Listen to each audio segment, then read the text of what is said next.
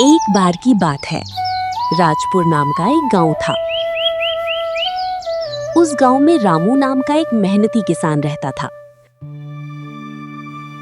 रामू रोजाना सुबह उठकर खेतों में काम करने जाया करता था। रामू का एक बेटा था, उसका नाम मोहन था। मोहन बहुत आलसी था, वो काम नहीं करता था। एक दिन रामू ने मोहन से कहा, मोहन, तुम कब तक ऐसे बगैर काम के रहोगे? तुम्हें पता है ना हमारे ऊपर कितना कर्ज है। पिताजी, आपको तो पता ही है कि मुझे काम करने का बिल्कुल भी मन नहीं है। रामू की बातों का मोहन पर कुछ भी असर नहीं होता और वो वहां से चला जाता है। पता नहीं ये मेरी बात क्यों नहीं सुनता। अगर ऐसा ही चलता रहा तो हमारे आने वाले दिन खराब हो जाएंगे।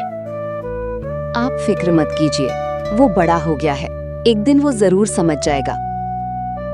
दूसरे दिन रामू खेत में काम कर रहा था।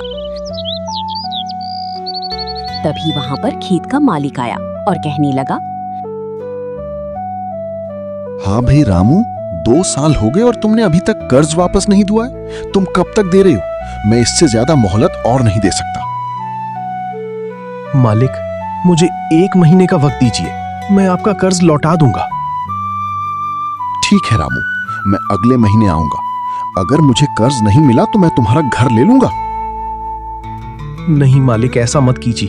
अगर आपने हमें घर से निकाला तो हम कहां जाएंगे? इतना कहकर सेठ वहां से चला जाता है। तभी रामू बोलता है, हे राम, बस इसी दिन का इंतजार था। अब मैं क्या करूं?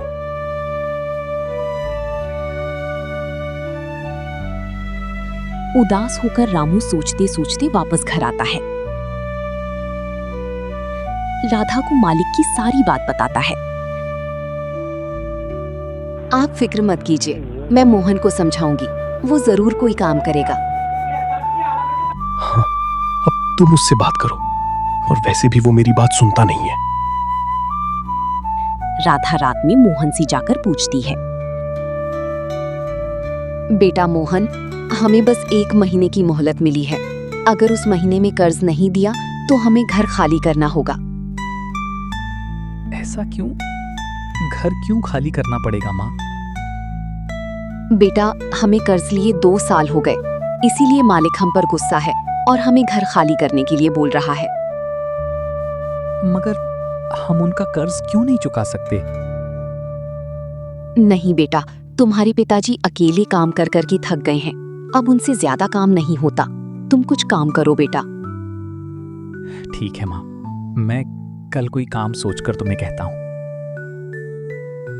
दूसरे दिन मोहन एक रास्ते से जा रहा था। कभी उसे रास्ते में एक दोस्त मिला।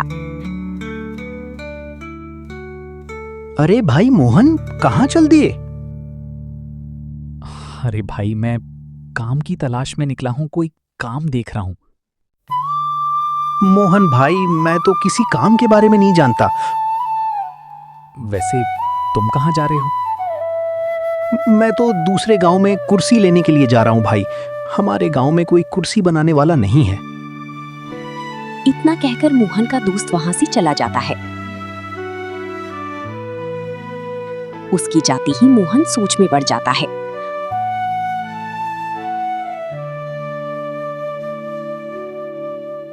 और सोचती सोचती घर पहुंच जाता है और बोलता है, ये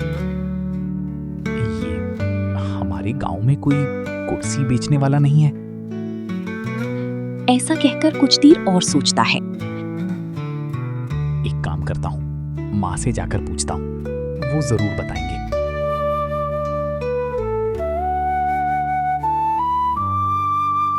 मोहन अपनी माँ के पास जाता है और उन्हें सारी बात बताता है। बेटा मोहन, तुम ये काम शुरू कर सकते हो, मगर ये काम सीखने के लिए तुम्हें शहर जाना पड़ेगा। हाँ माँ, मैं जाता हूँ और कुछ दिनों में वापस आ जाऊंगा। फिर हम अपना एक नया काम। दूसरे दिन मोहन अपनी माँ और पिताजी को कहकर शहर काम सीखने के लिए चला जाता है। तभी रामू राधा से कहता है, मुझे पूरा यकीन है कि मोहन हमारी तकलीफों को दूर कर देगा। हाँ जी, आप सही कह रहे हो। मोहन जो भी कर रहा है सही कर रहा है। ऐसे ही कुछ दिन बीत जाते हैं। एक दिन रामू खेत में काम करने जा रहा था। तभी उसे दोबारा रास्ते में मालिक मिला और कहने लगा, रामू, ठीक 25 दिन के बाद कर्ज लेने आऊंगा, इसलिए मुझे मना मत करना, वरना तुम्हें तो पता है मैं क्या करूंगा। इतना कहकर मालिक वहां से चला गया। रामू सोच में पड़ गया और सोचते सोचते खेत में काम करने चला गया। ज्यादा सोचने की वजह से रामू बीमार हो गया और घर जाकर आराम करने लगा। ऐसे ही कुछ दिन बीत गए।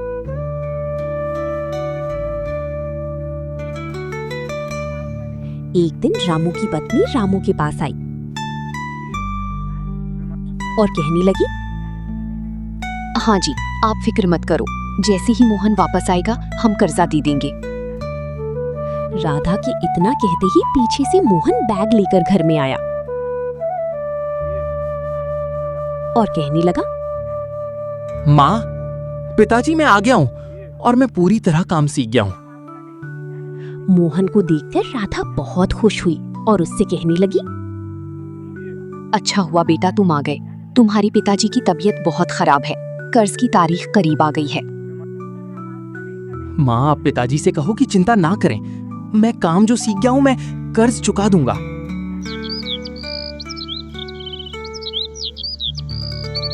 दूसरे दिन रामू घर के बाहर मोहन फर्नीचर के नाम से काम शुरू करता है।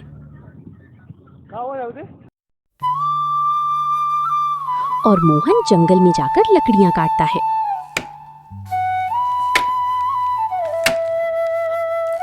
और उन लकड़ियों को काटकर जमा करता है।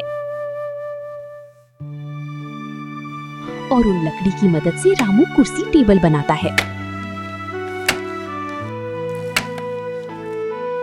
और उन लकड़ियों की छोटी छोटी गट्टी भी बनाता है और उन्हें बेचने लगता है। तभी एक ग्राहक मोहन के पास आता है और कहता है, अरे मोहन भाई, नया काम शुरू किया क्या? हाँ भाई, मैंने नया काम शुरू किया है, बताइए मैं क्या मदद कर सकता हूँ? अरे मोहन भाई, मुझे एक कुर्सी चाहिए, बताना कैसी है? जी भाई, जरूर। मोहन उस ग्राहक को कुर्सी टेबल के बारे में बताता है। अरे वाह, ये कुर्सी तो अच्छी और बहुत मजबूत है, मुझे ये दे दो मोहन भाई। मोहन कुर्सी को ग्राहक को बेच देता है। कुछ देर बाद दूसरा ग्राहक आता है और मोहन से कहता है, हाँ मोहन भाई, मुझे मेरे दोस्त ने बताया कि आप बहुत ही मजबूत और अच्छी कुर्सी टेबल बेच रहे हो। हाँ भाई, आपने सही सुना, बताइए आपको क्या चाहिए? मोहन भाई, मुझे जरा कुर्सी तो दिखाना कैसी है। ग्राहक कुर्सी के ऊपर बैठकर देखता है और उसे कुर्सी पसंद आती है। अरे वाह, ये कुर्सी तो अच्छी और बहुत मजबूत है, मुझे ये दे दो मोहन भाई। मोहन कुर्सी को ग्राहक को बेच देता है।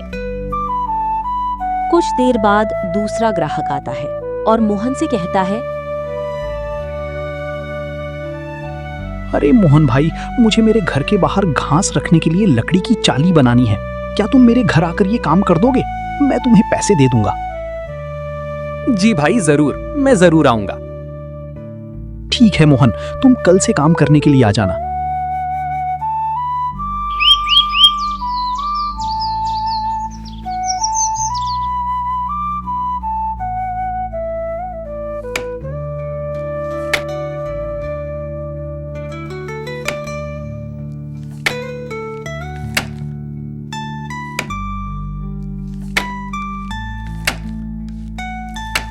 अरे वाह मोहन भाई, तुमने तो बहुत अच्छी झाली बनाई, तुमने तो मेरा दिल जीत लिया। शुक्रिया भाई, अगली बार मुझे जरूर बुलाना। मोहन ईमानदारी से लोगों का काम कर रहा था और उसका काम लोगों को बहुत पसंद आ रहा था और उसके इसी काम से पूरे गांव में लोग उसे मोहन लकड़ी वाले के नाम से जानने लगे। तब मोहन जाकर अपनी माँ और पिताजी से कहता है, माँ, मेरा काम तो अच्छा चल रहा है। हम कुछ दिनों में पिताजी का कर्ज चुका देंगे। हाँ बेटा, अब तुम ही हमारा आखिरी सहारा हो। तुम्हें जो करना है वो करो। ऐसे ही कुछ दिन बीत जाते हैं। एक दिन एक आदमी लोगों के पास आकर उनसे पूछता है, मैंने सुना है इस गांव में एक बहुत अच्छा लकड़ी बनाने वाला रहता है। हाँ भाई, वो हमारे गांव के मोहन भाई हैं। आप उनके पास चले जाओ। लोग उस आदमी को मोहन के घर का पता बता देते हैं। वो आदमी लोगों से पूछते पूछते मोहन के पास पहुंच जाता है और उससे कहता है, क्या आप ही मोहन हैं? हाँ भाई साहब, मैं मोहन हूँ। मैंने आपके बारे में बहुत सुना है, इसलिए मैं आपके पास आया हूं।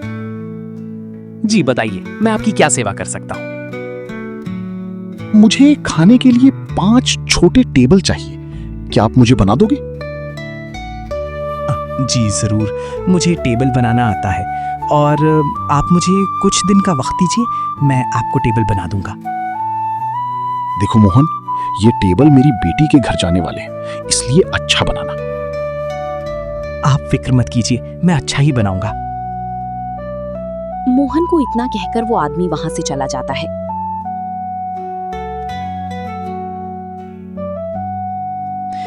चलो आज थोड़ा आराम कर लेता हूँ, कल से काम शुरू करूंगा।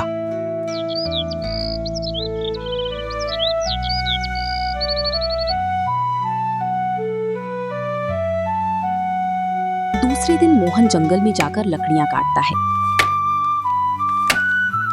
और उन्हें जमा कर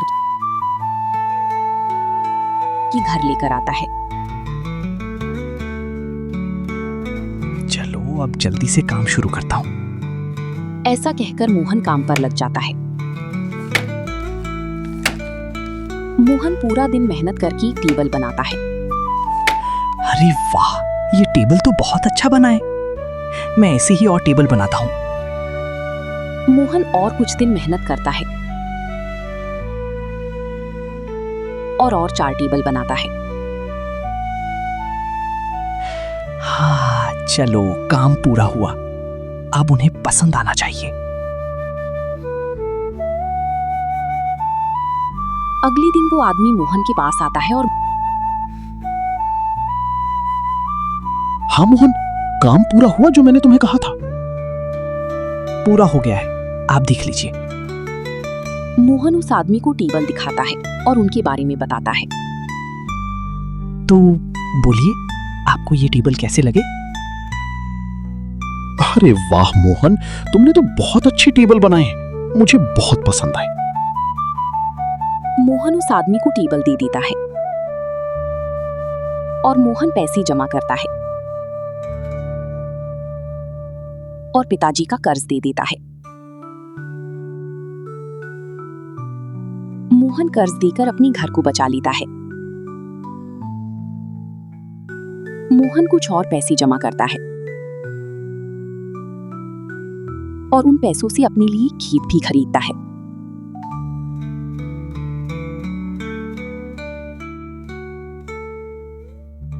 और घर आकर ये बात बताता है।